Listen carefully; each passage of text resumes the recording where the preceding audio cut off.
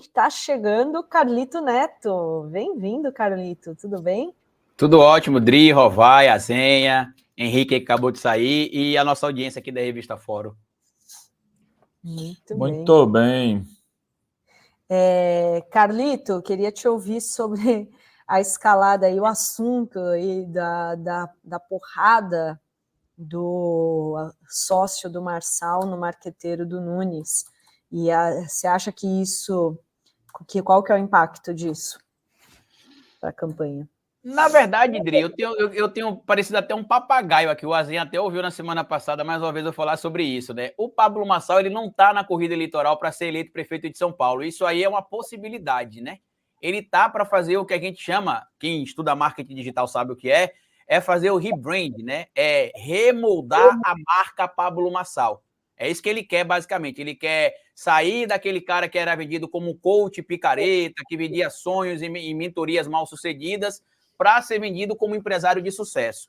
Esse movimento, inclusive, não é um movimento só do Marçal. Quem acompanha o mercado do marketing digital, e eu acompanho muito, porque várias estratégias da extrema-direita vêm do marketing digital, você vai ver, por exemplo, que figuras como aquele rapaz, o Rui Tepolbel, ele também não é mais vendido como um vendedor de cursos, ele é um empresário. Tem um outro rapaz chamado Thiago Finch, que também não é vendido, não se vende mais como vendedor de curso, mas sim como empresário.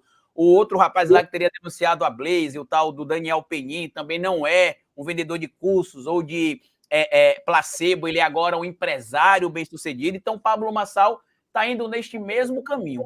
O que me incomoda, Adri, não é nem essa questão do soco, porque ele faz isso só para poder viralizar nas redes. E a gente sabe, fale bem ou fale mal, mas falem de mim. E o livro, que é o mantra do Pablo Marçal, As 48 Leis do Poder, lá na Lei 6 fala, chame a atenção a qualquer custo.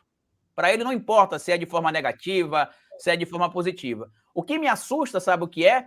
É ler, como eu li hoje em alguns veículos da mídia, que na segunda-feira... Qual que é o livro que é o mantra? Como é que é? As 48 Leis do Poder. Eu tenho ele aqui, eu posso até mostrar. Eu tenho aqui só um minuto. Eu quero, me dá o nome que eu quero. Eu quero ser influencer também. Olha ele aqui, ó.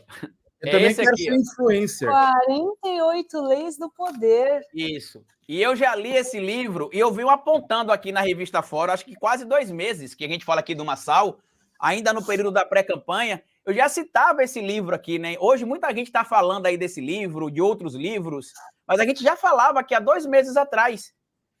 Quando eu falei, por exemplo, no dia 9 de setembro, Rovai, que o Pablo Marçal começaria a cair nas pesquisas porque ele tinha atacado o Bolsonaro, está aqui nesse livro também, a primeira lei, não ofusque o brilho do mestre.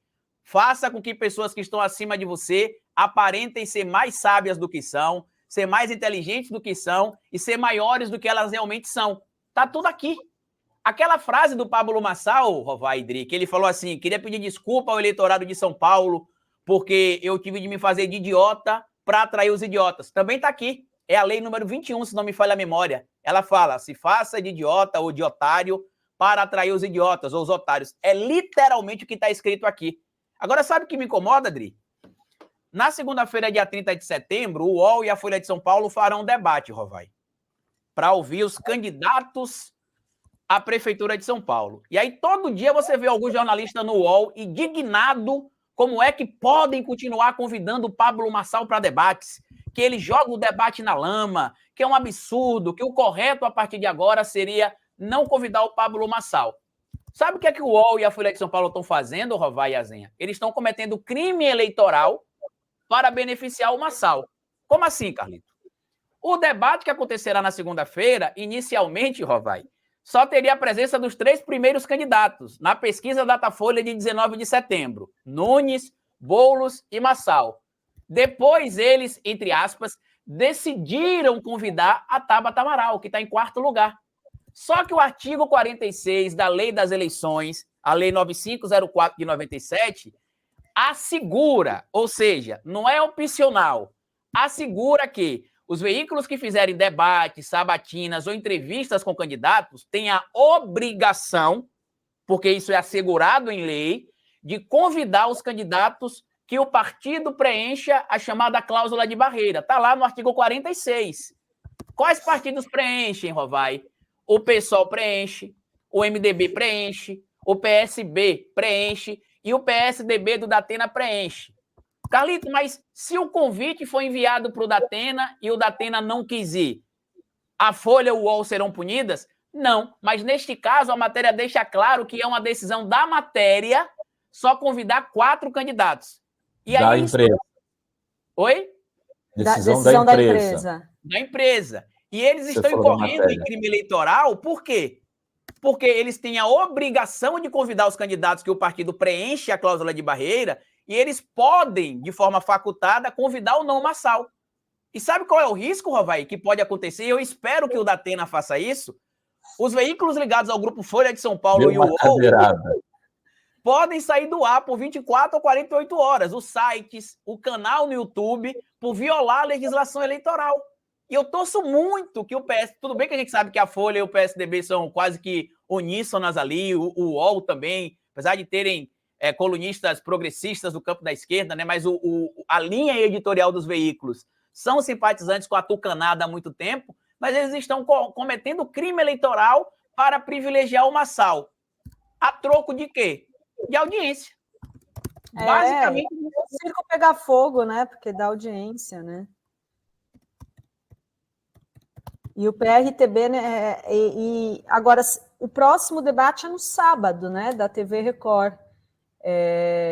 Sábado, às 21 horas, no debate de São Paulo. O próximo é sábado, 21 horas. Os candidatos já confirmaram, inclusive, a participação. Né? E eu espero que o mediador ou mediadora, eu espero primeiro que seja uma mulher, porque já vai causar desespero no massal, né? Todo fascista odeia mulher. Acontecia problema quando era com Bolsonaro, em 2022, porque ele não sabia lidar com mulheres conduzindo o debate. A gente lembra o que ele fez com a Vera Magalhães, lembra o que ele fez com outras figuras que eram mulheres e que mediavam ou participavam do debate. O Pablo Marçal também mostrou que ele tem dificuldade em lidar com mulheres. Ele teve essa dificuldade com a Malu Gaspar, teve essa dificuldade com a Natuza Neri, por exemplo, teve essa dificuldade com a Vera Magalhães. Eu espero que seja uma mulher. Eu não sei ainda quem é o mediador, se já foi divulgado ou não.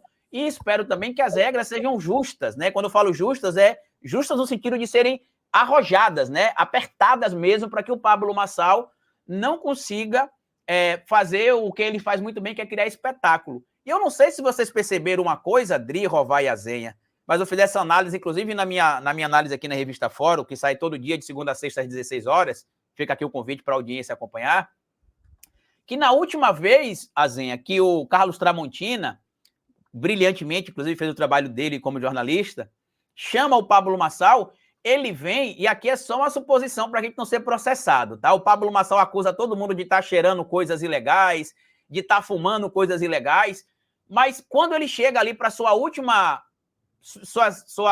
considerações finais, ele chega meio assim, Rovai, olha, posso falar? Posso falar? E meio olhando assim para o nada, como se tivesse meio que em transe ali. E aí, quando o Tramontina libera ele para falar, você vê que ele está com um olhar meio perdido, como se ele estivesse em outra dimensão. Não sei se ele está tomando algum psicotrópico, não sei se ele está brincando na neve, né? Já que ele fala muito das pessoas que ficam cheirando supostamente alguma coisa por aí. Mas eu achei muito estranha a última interação dele. Ele estava, na minha análise, como se estivesse doidão, né? Sinceramente. Olha, não dá para acusar ninguém, mas geralmente esses fascistas, eles falam, né, dos outros o que... Ou ele podia estar em transe de psicopatia, porque tem isso, né? O Malafaia acusou ele de psicopatia. Os psicopatas entram em transe. Por vezes. Ele podia estar num transe de psicopatia, numa viagem mental dele. E olha só, eu tinha falado que ia trazer para vocês uma notícia, o Gonê apareceu, o Paulo Gonê, mas não é para denunciar o Bolsonaro, mas é em relação àquela denúncia contra o Sérgio Moro por ter caluniado o Gilmar Mendes. Lembra que ele aparece num vídeo, numa festa junina, sugerindo que o Gilmar Mendes vendia sentenças. O Paulo Gonê, em nome da PGR, enviou à ministra Carmen Lúcia, do Supremo Tribunal Federal, uma manifestação em que reforça a denúncia oferecida pela Procuradoria contra o Sérgio Moro, réu, por supostamente ter caluniado o Gilmar Mendes. e esse documento protocolado anteontem orienta que seja negado um recurso do ex-juiz da Lava Jato para derrubar o caso apresentado no último dia 11.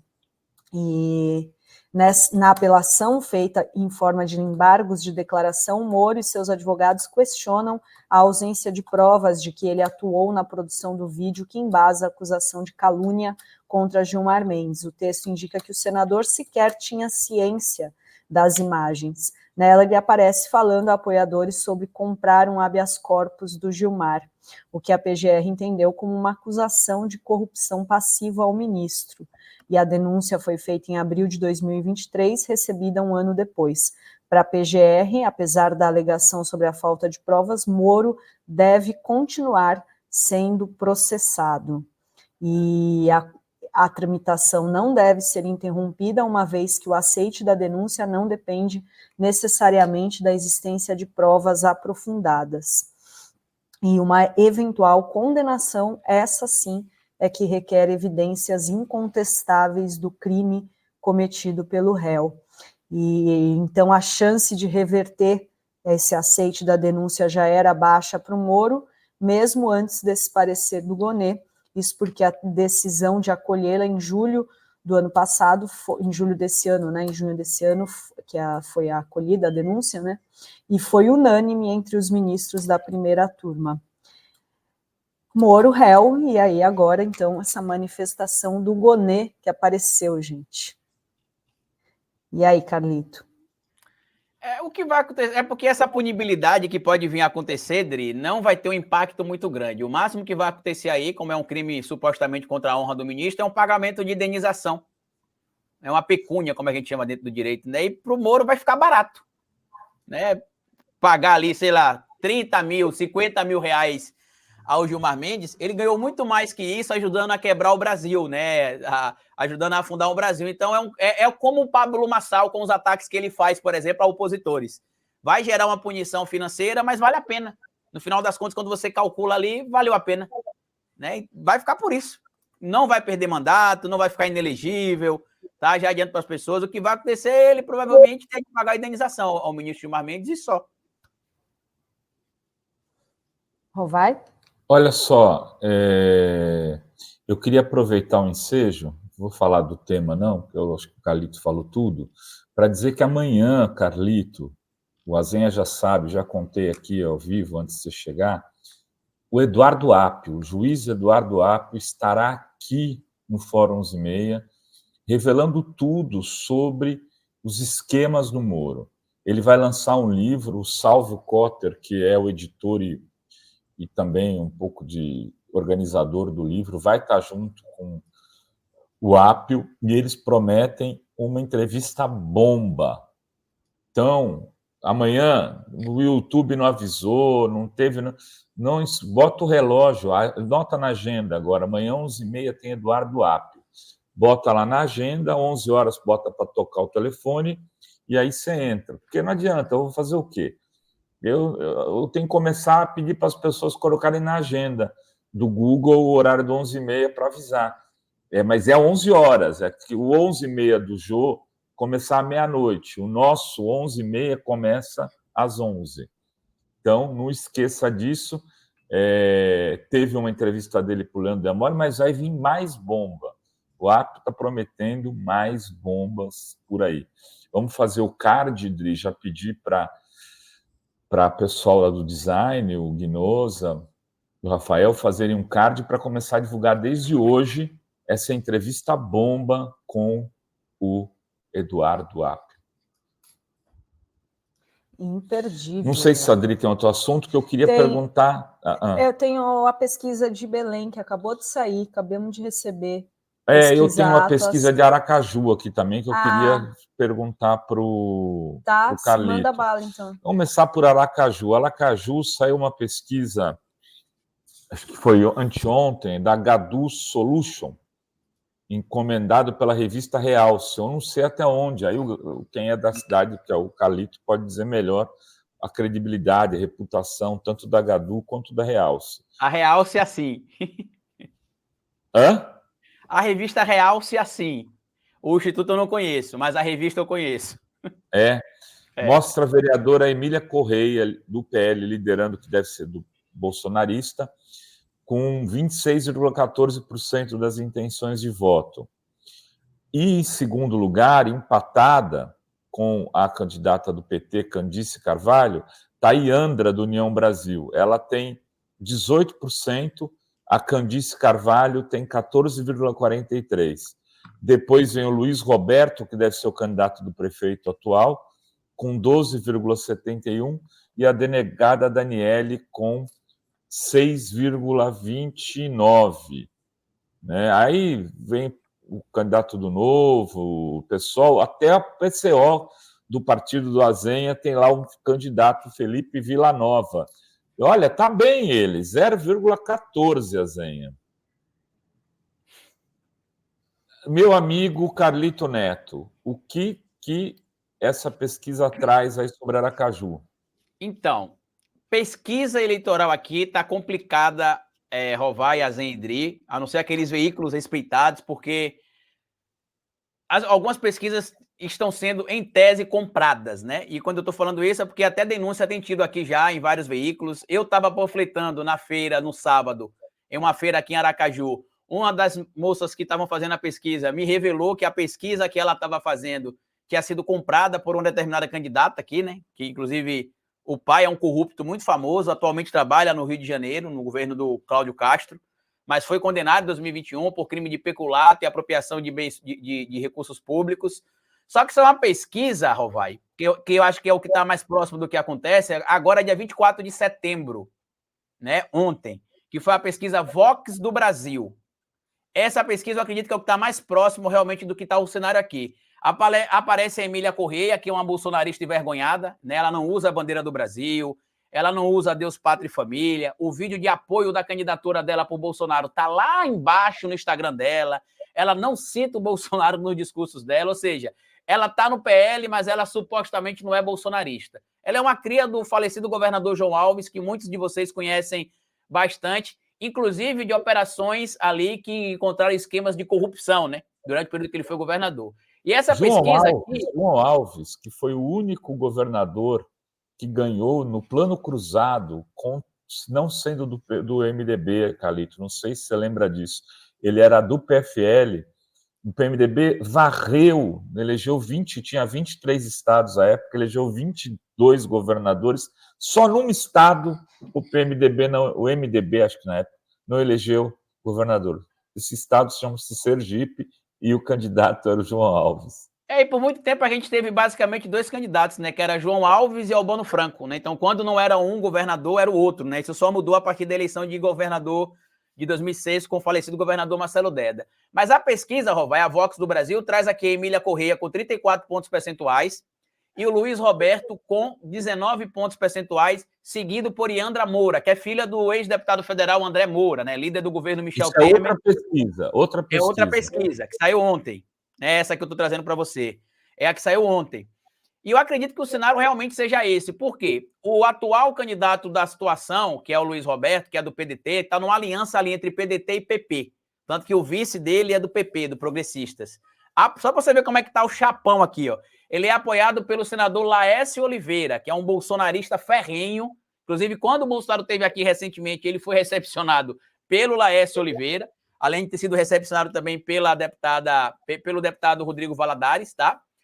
E aí você tem aqui a máquina municipal apoiando o Luiz Roberto, que é do atual prefeito Edivaldo Nogueira, e tem a máquina estadual também, do atual governador Fábio Mitidieri, já que eles fazem parte do mesmo grupo político, apoiando também a candidatura do Luiz Roberto. Então, aqui, Rovai, essa questão de máquina pública tem muito peso, porque você tem ali, além da máquina pública municipal, a máquina pública estadual, e no caso do Laércio Oliveira, ele tem ligação com empresas terceirizadas aqui na cidade de Aracaju. E em 2022, por exemplo, teve uma denúncia contra ele, que ele teria supostamente obrigado os funcionários da empresa, que, entre aspas, não é dele, mas é dele, está na mão de um familiar, mas que é dele, porque ele foi relator da PEC da terceirização, tendo várias empresas terceirizadas. Inclusive, o parecer dele foi favorável à terceirização, né? Como a gente vai lembrar disso aí. E aí tem esse peso. Então, eu acredito que o segundo turno será entre o Luiz Roberto e a Emília Correia. Até porque viralizou recentemente, Azeia, um vídeo aqui da Yandra Moura, que é a filha do ex-deputado federal André Moura, no centro de Aracaju, por volta de 8h30 da manhã. E ela falava assim no vídeo: olha como é que o centro de Aracaju está quebrado, gente. 8h30 da manhã, as lojas fechadas. Só que o centro não abre 8h30, né? O centro normalmente abre 9, 9h30, né? E aí ontem eu tô ajudando no preparo da candidata do PSOL para os debates, que é minha querida amiga Niuli Campos, a candidata da minha federação aqui. E aí a gente tinha uma estratégia que era para aceitar isso. E esse corte viralizou, né? Que ela falou: ó, a gente está aqui hoje com candidatos que nem sabem que horas o centro abre e quer governar Aracaju, por exemplo. Isso está viralizado, inclusive, aqui nas redes sociais locais. Ela publicou um vídeo na rede social também, Azenha, fazendo uma carreata e parando na casa de uma senhora que deu para ela um prato de comida, de feijão, arroz, com um catado de um crustáceo aqui que a gente produz. E aí ela fala: ah, parei aqui para comer na casa de dona fulana, adorei o convite. Só que ela não bota uma colher da comida na boca e a gente não sabe se ela comeu ou não comeu.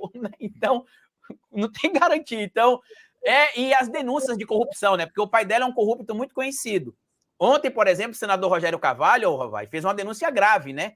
Que a candidatura supostamente ligada ao André Moura e a sua filha, que é deputada federal Yandra Moura, estaria comprando apoios em comunidades da periferia aqui em Aracaju, pagando de 50 a 150 mil reais. Na semana passada, já tinha saído uma denúncia que ela estaria pagando a motoristas de aplicativo para poder fazer a plotagem da sua propaganda no veículo. Tanto que você passava na porta do comitê dela, era fila de carro fazendo a plotagem. Depois se descobriu que seria supostamente porque estaria pagando para fazer essa plotagem. E conhecendo o modus operandi de política do André Moura, que é sempre violando a lei, eu acredito que depois dessa eleição a senhora Yandra Moura terá alguns problemas, viu, com a justiça.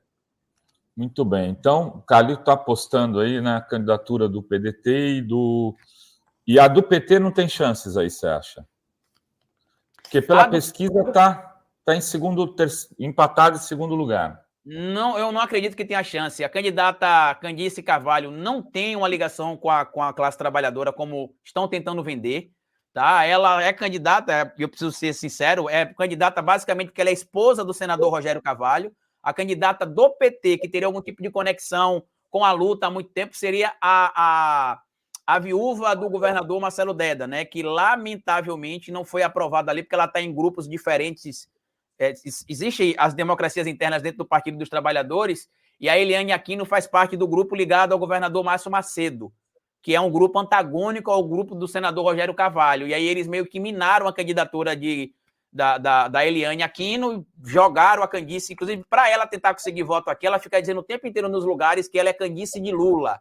Ah, vote em Candice de Lula, porque no governo do PT vai acontecer isso, por isso que eu sou Candice de Lula.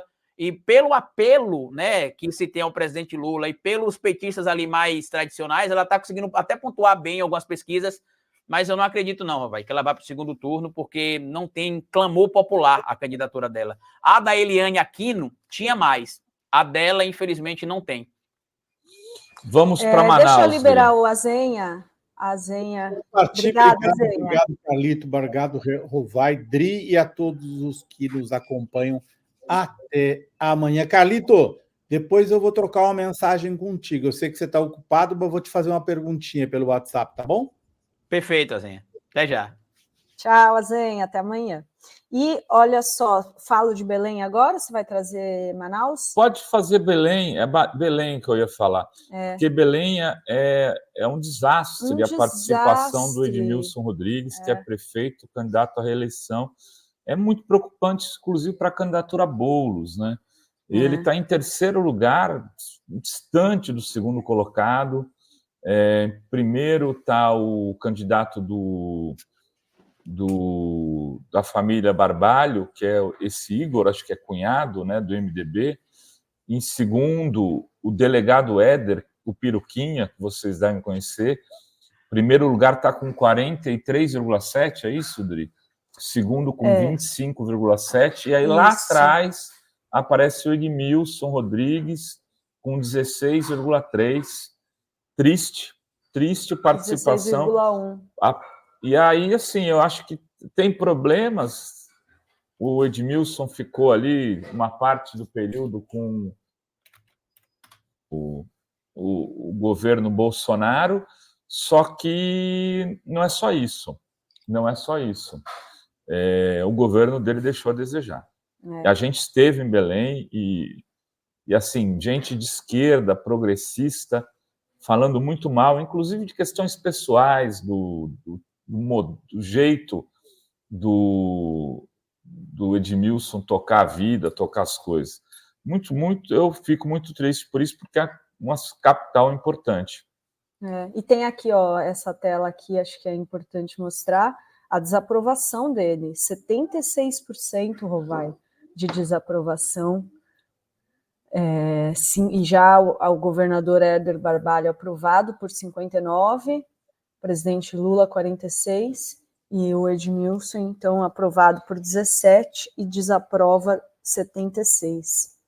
Não sei se o Carlito tem informações lá de Belém, mas... Eu tenho acompanhado, né, o trabalho do Edmilson Rodrigues, inclusive ele criou alguns programas sociais locais importantes, né, para a cidade de Belém, mas lamentavelmente a gente vê essa dificuldade realmente em projetos mais à esquerda, né, acabarem tendo sucesso em alguns lugares do nosso país, até porque o discurso da extrema-direita na mídia social é muito forte, Rovai, e lamentavelmente esse discurso é o que acaba viralizando. Por mais que você tenha ali uma boa atuação em áreas importantes, isso vai conseguir sempre viralizar. É o caso de Aracaju, que eu citei aqui agora há pouco. Apesar de Lula ter vencido em Aracaju, apesar de Aracaju ter eleito em 2020 a primeira vereadora trans de sua história, a maior votação da história de uma candidata aqui em Aracaju, o candidato que está liderando as pesquisas é uma candidata bolsonarista, né? E com certeza isso não se dá porque as pessoas não gostem do presidente Lula ou não gostem dos governos de esquerda, mas sim como as narrativas são encampadas. Como é que o Éder Mauro, por exemplo, filho de um pedófilo, e a gente precisa frisar isso aqui porque existe boletim de ocorrência da denúncia que aconteceu contra o pai do Éder Mauro, que ele morreu hoje, não pode responder mais sobre isso, mas foi presa a mãe e foi presa o pai do Éder Mauro por abusar, seu Vivaldo Mauro, Barra, se não me falha a memória o nome dele, acusado de violentar uma criança de 11 anos de idade. Como é que um cara com histórico desse, se a gente falar nas falcatruas, envolvendo ali venda de fazenda do irmão, compra de fazenda ligada a ele, né, pessoas nomeadas no gabinete dele que não trabalhavam, ele já fez parte do grupo do governador, da família Barbalho, depois mudou de lado quando não teve seus interesses atendidos. Então, assim, a gente precisa realmente passar da eleição agora de 2024, Rovai, independente do resultado, seja positivo para a esquerda ou não, a gente precisa sentar de novo para revisar algumas coisas. Porque eu acho que a maneira como as pessoas estão recebendo as coisas, seja ela por mídia tradicional, por internet ou até por ações públicas, tem meio que complicado um pouco a nossa atuação hoje. Deixa eu trazer aqui alguns comentários e agradecer a Rosana Climaco, que está chegando de membro aqui do canal. Muito bem-vinda, façam como a Rosana. A Terezinha Marques, que mandou um superchat dizendo: sim, sou suspeita, sou Paulo Freire raiz. Sem uma educação libertadora, qualquer embuste torna-se atrativo, sem discernimento, igrejas, jogos, mentiras se impõem sobre a vida verdadeira. Falou tudo, Terezinha. A gente falou mais cedo, né, dessa pandemia das bets aí. É isso, né? O José Cruz, ele manda também um superchat dizendo: me tire uma dúvida, por que Marina, Helena e Marçal são convidados para debate se a regra é ter 5 parlamentares? Isso é a mídia canalha que querem ver falarem mal de Lula. Se fossem de esquerda, seriam? Pois é. Né? Teoricamente, o Marçal nem deveria ter sido convidado no primeiro debate, porque precisa ter 5 parlamentares, né? 5 pessoas no legislativo. Na verdade, é mais de 5, viu, Dri? Isso já está desatualizado, que depois da EC 9717, que foi a segunda mini-reforma eleitoral que a gente teve, tem um aumento progressivo.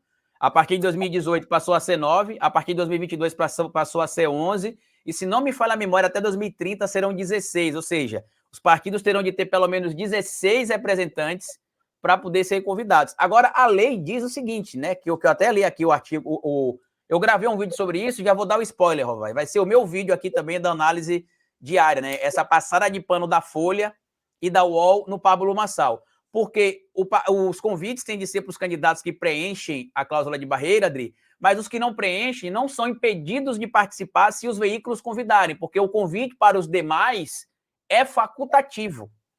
E sabe o que é grave, né? Que a gente está falando tanto do UOL aqui. Olha o que o UOL fez, ó, vai. Além de ele violar essa parte agora da legislação eleitoral, há umas 3 semanas atrás, eles começaram a convidar os candidatos do Democracia Cristã, do PSTU, do PCO e do UP para participar das sabatinas, porque eles foram questionados do motivo porque eles continuavam convidando o Pablo Marçal. Então, para não deixar de convidar o Pablo Marçal, eles falaram, não, mas a gente convidou todos os candidatos. Vocês entenderam que eles só têm interesse financeiro? Eles não estão convidando os candidatos do PSTU, do PCO, do UP, do Democracia Cristã, porque eles são democráticos. É isso. Carlito, muito obrigada, viu, pelas análises aqui hoje. Tenho só queria pôr aqui alguns comentários, Dri, diga. antes de a gente fechar, sobre Belém. A Gláucia Mendes fala, estive em Belém há pouco tempo, a cidade está abandonada, muito lixo na rua, triste de ver. Nós estivemos em Belém também e eu vou confidenciar, foi isso que a gente viu, né? Cidade abandonada, muito lixo na rua, muito, uma coisa assim, triste de ver. Renato, tenho amigos de esquerda que moram em Belém que estão detestando essa gestão de Edmilson, não perdoo quando ele foi em Paris, na época das enchentes em Belém, lembro desse fato, foi um fato bem... E assim, tem muito isso, muita coisa acontecendo, e o Edmilson parece que desse terceiro mandato veio deslumbrado, e aí vai para as noites, balada, com as coisas, e é uma tristeza. Gente, em Belém é uma tristeza, mas o Edmilson se juntou a um monte de gente incompetente, só fez M. Os barbalhos são o câncer de Belém, como a luz para São Paulo. Então, trazendo aqui algumas falas de pessoas lá de Belém, e você vê, mesmo de esquerda, numa audiência de esquerda, então o resultado ali do nosso amigo acaba corroborando um pouco assim, não basta ser honesto, não basta ser sério, tem que parecer, tem que se mostrar, tem que estar fazendo, tem que estar na luta do povo, no dia a dia. Isso é muito ruim para o PSOL, primeiro governo do PSOL, né? Segundo, na verdade, o PSOL elegeu numa cidade pequena do Rio de Janeiro um candidato lá que saiu do partido, e agora é o segundo governo do PSOL e essa tragédia eleitoral. Então, como encontrei o Zé Dirceu esses dias, ele falava disso. O PSOL precisa também aprender que governar é muito mais difícil do que discursar, né? Então, um alerta é importante. Eu acho que, por exemplo, é muito diferente do Boulos. O Boulos tem, há um tempão, estudado isso, se dedicado, não é dessas correntes mais radicais que ficam criticando o Lula, por exemplo, dizendo que o Lula está fazendo governo de direita. Vejam como a vida é dura. A vida é dura. É isso aí. Carlito, então, muito obrigada. Obrigado, Dri. Você, obrigado, Rovai. E queria pedir ao pessoal para me seguir nas redes sociais, porque eu sou candidato a vereador aqui em Aracaju. Eu estou lendo o comentário da Regiane falando sobre o centro estar abandonado. Eu soltei um vídeo na minha rede social antes de ontem falando sobre um projeto que a gente tem na candidatura para recuperar o centro de Aracaju, através de um projeto aprovado na Câmara de Vereadores, em parceria com a Prefeitura também. Então, me segue lá quem puder, tá bom? Abraço. Isso aí. O Carlito é o candidato da bancada da Fórum, É. lá em Aracaju. Boa sorte, Carlito. Tchau.